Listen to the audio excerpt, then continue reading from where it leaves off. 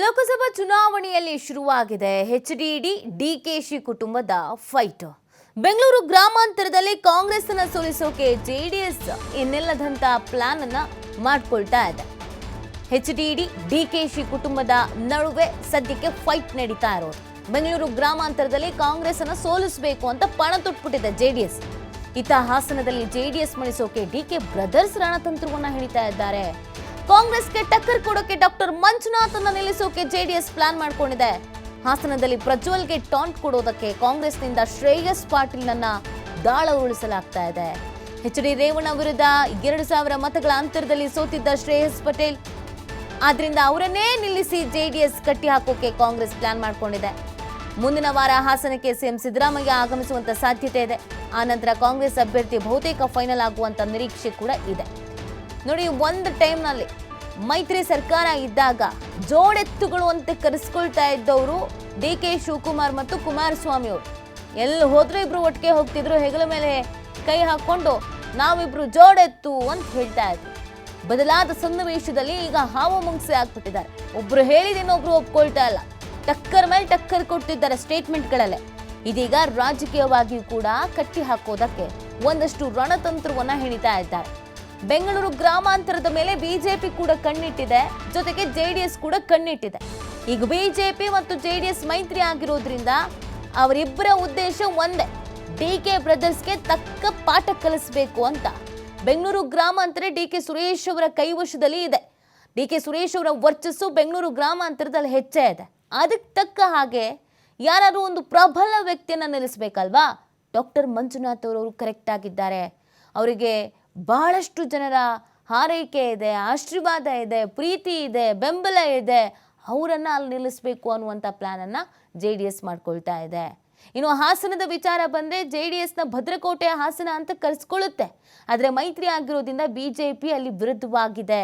ನಾಯಕರುಗಳು ಓಕೆ ಅಂತ ಹೇಳಿದ್ರು ಕೂಡ ಸ್ಥಳೀಯ ನಾಯಕರುಗಳು ಒಪ್ಕೊಳ್ತಾ ಇಲ್ಲ. ಪ್ರೀತಮ್ ಗೌಡ ನಿಗಿ ಕೆಂಡುವಾಗಿದ್ದಾರೆ. ಅದರ ಲಾಭವನ್ನು ಪಡ್ಕೊಳ್ಳೋದಕ್ಕೆ ಕಾಂಗ್ರೆಸ್ ಮುಂದಾಗಿದೆ. ಶ್ರೇಯಸ್ ಪಟೇಲ್ ಅವರನ್ನ ನಿಲ್ಲಿಸೋದು ಬೆಸ್ಟು. 2,000 ಮತಗಳಿಂದ ಸೋಲನ್ನ ಅನುಭವಿಸಿದ್ರು, ಬಟ್ ಈಗ ಎಲೆಕ್ಷನ್ ನಿಂತರೆ ಪಕ್ಕಾ ಗೆದ್ದೇ ಗೆಲ್ತಾರೆ ಅಂತ ಕಾಂಗ್ರೆಸ್ ಅಂದ್ಕೊಳ್ತಾ ಇದೆ. ಈ ಬಗ್ಗೆ ಮತ್ತಷ್ಟು ಮಾಹಿತಿಯನ್ನು ನೀಡ್ತಾರೆ ನಮ್ಮ ಪ್ರತಿನಿಧಿ ಪ್ರಕಾಶ್. ಜೆಡಿಎಸ್ ಮತ್ತು ಕಾಂಗ್ರೆಸ್ ಅನ್ನೋದಕ್ಕಿಂತ ಹೆಚ್ಚಾಗಿ ಇಲ್ಲಿ ದೊಡ್ಡಗೌಡರ ಕುಟುಂಬ ಹಾಗೇನೆ ಡಿ.ಕೆ. ಶಿವಕುಮಾರ್ ಅವರ ಕುಟುಂಬ ಅನ್ನುವಂಥ ರೀತಿಯಲ್ಲಿ ಬಿಂಬಿತವಾಗ್ತಾ ಇದೆ. ಏನೇನು ಪ್ಲಾನ್ ಮಾಡ್ಕೊಂಡಿದ್ದಾರೆ, ಎಷ್ಟರ ಮಟ್ಟಿಗೆ ಈ ಪ್ಲಾನ್ ವರ್ಕೌಟ್ ಆಗ್ಬೋದು, ಯಾರ ಕೈ ಹಿಡಿಬಹುದು, ಯಾರಿಗೆ ಹಿನ್ನಡೆ ಆಗಬಹುದು ಅಂತ?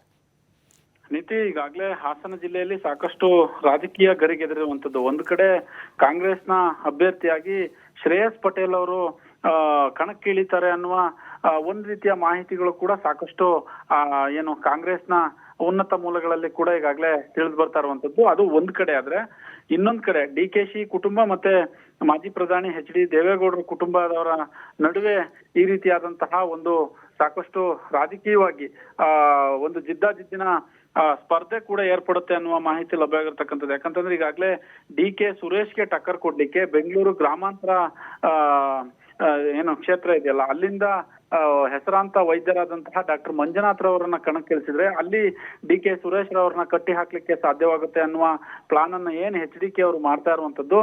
ಆ ಹಿನ್ನೆಲೆಯಲ್ಲಿ ಎಚ್.ಡಿ.ಕೆಗೆ ಕೌಂಟರ್ ಕೊಡ್ಲಿಕ್ಕೆ ಡಿ.ಕೆ. ಶಿವಕುಮಾರ್ ಇಲ್ಲಿ ಕಾಂಗ್ರೆಸ್ನ ಅಭ್ಯರ್ಥಿಯಾಗಿ ಶ್ರೇಯಸ್ ಪಟೇಲ್ನ ಕಣಕ್ಕಿಳಿಸಿ ಪ್ರಜ್ವಲ್ ರೇವಣ್ಣರವರನ್ನ ಕಟ್ಟಿ ಹಾಕ್ಲಿಕ್ಕೆ ಸಾಕಷ್ಟು ಪ್ಲಾನ್ ಮಾಡ್ತಾ ಇದಾರೆ ಅನ್ನುವ ಮಾಹಿತಿ ಕೂಡ ಲಭ್ಯ ಆಗಿರ್ತಕ್ಕಂಥದ್ದು. ಯಾಕಂತಂದ್ರೆ ಒಂದು ಕಡೆ ಪ್ರಜ್ವಲ್ ರೇವಣ್ಣನ ಕಟ್ಟಿ ಹಾಕ್ಲಿಕ್ಕೆ ಇಲ್ಲಿ ಪ್ಲಾನ್ ಮಾಡಿದ್ರೆ ದೇವೇಗೌಡರು ಬಹುತೇಕ ಹಾಸನ ಜಿಲ್ಲೆಯನ್ನು ಬಿಟ್ಟು ಬೇರೆ ಕಡೆ ಕೂಡ ಕ್ಯಾಂಪೇನ್ ಮಾಡ್ಲಿಕ್ಕೆ ಸಾಧ್ಯವಾಗೋದಿಲ್ಲ. ಹಾಗಾಗಿ ಇಲ್ಲಿ ಅವರನ್ನ ಕಟ್ಟಿ ಹಾಕ್ಲಿಕ್ಕೆ ಶ್ರೇಯಸ್ ಪಟೇಲ್ನ ಕಣಕ್ಕಿಳಿಸಿದ್ರೆ, ಶ್ರೇಯಸ್ ಪಟೇಲ್ ಈಗಾಗಲೇ ಮಾಜಿ ಸಚಿವ ಎಚ್.ಡಿ. ರೇವಣ್ಣ ವಿರುದ್ಧ ಕೇವಲ 2,000 ಮತಗಳ ಅಂತರದಲ್ಲಿ ಕೂಡ ವಿಧಾನಸಭಾ ಸ್ಪರ್ಧೆಗೆ ನಿಂತಿದ್ದಂತಹ ಸಂದರ್ಭದಲ್ಲಿ ಸೋಲುಂಡಿದ್ರು. ಹಾಗಾಗಿ ಅವತ್ತಿನಿಂದಲೂ ಕೂಡ ಅವರನ್ನ ಗೆಲ್ಲಿಸ್ಬೇಕು ಅನ್ನುವ ಪಣವನ್ನು ಕೂಡ ಸ್ವತಃ ಸಿದ್ದರಾಮಯ್ಯ ಮತ್ತೆ ಡಿ.ಕೆ. ಶಿವಕುಮಾರ್ ಇಬ್ರು ಕೂಡ ತೊಟ್ಟಿರುವಂತದ್ದು.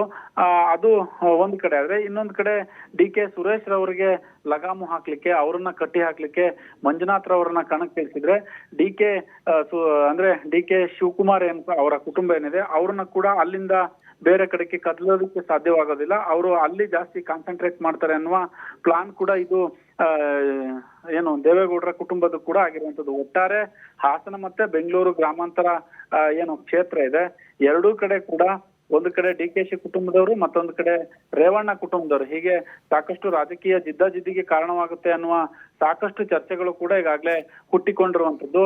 ಒಟ್ಟಾರೆ ಇಲ್ಲಿ ಏನು ಕಾಂಗ್ರೆಸ್ನ ಲೋಕಸಭಾ ಅಭ್ಯರ್ಥಿಯಾಗಿ ಶ್ರೇಯಸ್ ಪಟೇಲ್ ಕಣಕ್ಕಿಳಿತಾರೆ ಅನ್ನುವುದು ಸಾಕಷ್ಟು ಅಲ್ಲಿನ ನಾಯಕರುಗಳು ಕೂಡ ಸಾಕಷ್ಟು ಮಾತನಾಡ್ತಾ ಇರುವಂತದ್ದು. ಬಟ್ ಮುಂದಿನ ವಾರದಲ್ಲಿ CM ಸಿದ್ದರಾಮಯ್ಯ ಹಾಸನ ಜಿಲ್ಲೆಗೆ ಬರ್ತಾರೆ. ಅದರಲ್ಲೂ ಅರಸೀಕೆರೆಗೆ ಬಂದಂತ ಸಂದರ್ಭದಲ್ಲಿ ಬಹುತೇಕ ಫೈನಲ್ ಆಗುತ್ತೆ ಅನ್ನುವ ಎಲ್ಲಾ ಸಾಧ್ಯತೆಗಳು ಕೂಡ ಈಗಾಗಲೇ ಇಟ್ಟುಕೊಂಡಿರುವಂತದ್ದು. ಅಭ್ಯರ್ಥಿಗಳು ಶ್ರೇಯಸ್ ಪಟೇಲ್ ಆಗಿರ್ಬೋದು, ಬಾಗೂರು ಮಂಜೇಗೌಡ ಆಗಿರ್ಬೋದು, ಇವರಿಬ್ಬರ ನಡುವೆ ಸಾಕಷ್ಟು ಹಾಸನ ಏನು ಲೋಕಸಭಾ ಕ್ಷೇತ್ರದಲ್ಲಿ ಸಾಕಷ್ಟು ಫೈಟ್ ಕೂಡ ಇದೆ. ಇವರಿಬ್ಬರಲ್ಲಿ ಯಾರಿಗ್ ಬೇಕಾದ್ರೂ ಟಿಕೆಟ್ ಸಿಗುತ್ತೆ ಅನ್ನುವ ಫೈಟ್ ಕೂಡ ಇರುವಂತದ್ದು.